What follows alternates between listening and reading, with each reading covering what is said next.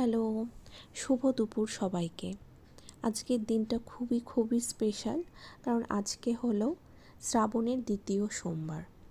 ভোরের প্রথম আলো ফুটতেই মন্দিরের ঘণ্টাধ্বনি আর ওম নমঃ শিবায় মন্ত্রে মুখরিত হয়ে ওঠে চারদিক। যদিও আমি প্রত্যেক সোমবারই শিবকে জল দিই, পুজো করি, কিন্তু আজকের দিনটা একটু বেশি স্পেশাল, কারণ আজকে শ্রাবণের সোমবার। তো যথারীতি সকালে ঘুম থেকে উঠেই ফ্রেশ হয়ে নিয়েছি, তারপর বাবার জন্য পুজো দেওয়ার জন্য এখন চলে গেলাম ফুল আনতে। আমাদের ছাদে যতটুকু ফুল আছে সেগুলি দিয়ে আজকে পুজো হবে।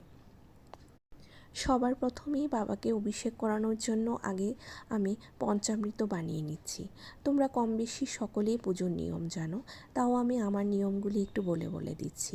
প্রথমে পঞ্চামৃত রেডি করে তারপর আমি জল পঞ্চামৃত দিয়ে শিবকে অভিষেক করিয়ে নেব।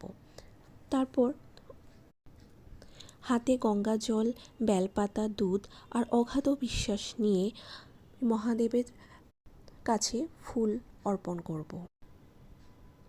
কথিত আছে, শ্রাবণ মাসে ভক্তি ভরে শিবের আরাধনা করলে জীবনের সব বাধা বিপত্তি দূর হয় এবং মনের সকল শুভকামনা পূর্ণ হয়।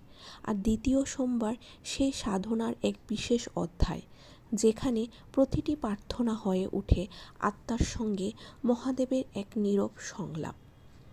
আজকের এই পবিত্র দিনে আমার একটাই প্রার্থনা, হে মহাদেব, সকলের জীবনে শান্তি, সুস্বাস্থ্য, শক্তি ও আশীর্বাদ বর্ষণ করুন।